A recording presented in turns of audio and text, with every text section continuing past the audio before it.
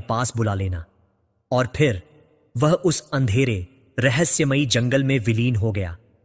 जैसे ही माधव ने अघोर वन में प्रवेश किया, उसे लगा जैसे वह किसी दूसरी दुनिया में आ गया हो। बाहर की गर्म हवा की जगह एक अजीब सी ठंडी नम हवा ने उसका स्वागत किया। पेड़ों की शाखाएं इतनी घनी थीं कि अमावस के तारों की रही सही रोशनी भी जमीन तक नहीं पहुंच पा रही थी। उसकी मशाल की रोशनी ही उसका एकमात्र सहारा थी, जो चारों ओर नाचते हुए भयानक आकार बना रही थी। जंगल में एक भयानक सन्नाटा था। झींगुरों की आवाज भी नहीं थी, सिर्फ उसके कदमों की आहट और पत्तों की सरसराहट। उसे लगा जैसे हजारों अदृश्य आंखें उसे देख रही हैं।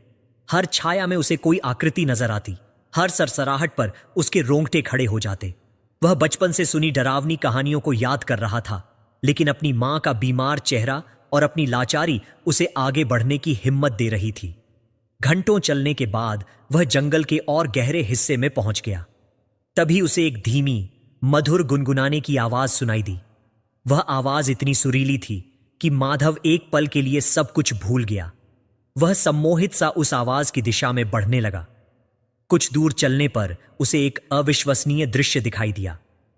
जंगल के बीचों बीच एक विशाल खुला क्षेत्र था और उसके केंद्र में खड़ा था वह पौराणिक बरगद का पेड़। वह पेड़ इतना विशाल था कि उसकी जटाएं सैकड़ों नए तने बनकर जमीन में धंस गई थीं, जिससे वह अकेला ही एक छोटे जंगल जैसा लग रहा था। उस पेड़ के नीचे का क्षेत्र एक मंद अलौकिक नीली रोशनी से नहाया हुआ था और उस रोशनी के केंद्र में पेड़ की एक मोटी जड़ पर एक स्त्री बैठी थी। माधव जहां था वहीं जड़ हो गया। उसने अपनी जिंदगी में इतनी सुंदरता की कल्पना भी नहीं की थी। उसका रंग दूधिया चांदनी जैसा था। सुनहरे बाल उसकी कमर तक लहरा रहे थे और उसकी बड़ी बड़ी आंखें किसी गहरे सरोवर की तरह शांत और रहस्यमयी थीं। उसने पारदर्शी रेशम जैसे वस्त्र पहने थे और उसके अंगों पर फूलों के आभूषण थे। वही गुनगुना रही थी और उसकी आवाज में ऐसा जादू था कि आसपास के मुरझाए हुए फूल भी खिलने लगे थे। माधव समझ गया, यही यक्षिणी है।